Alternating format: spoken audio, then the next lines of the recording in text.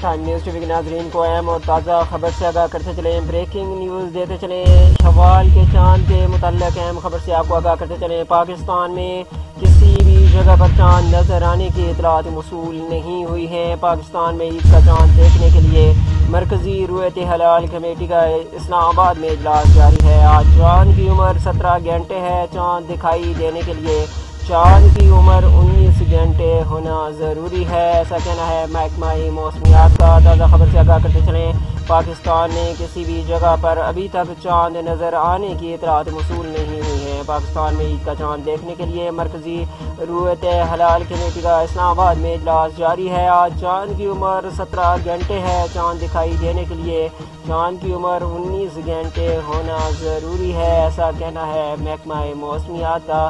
ابھی پر ضرورت ہلال کمیٹی کے متعلق جو بھی تازہ ترین اپڈیٹ ہوں گی آپ تک پہنچاتے رہیں گے۔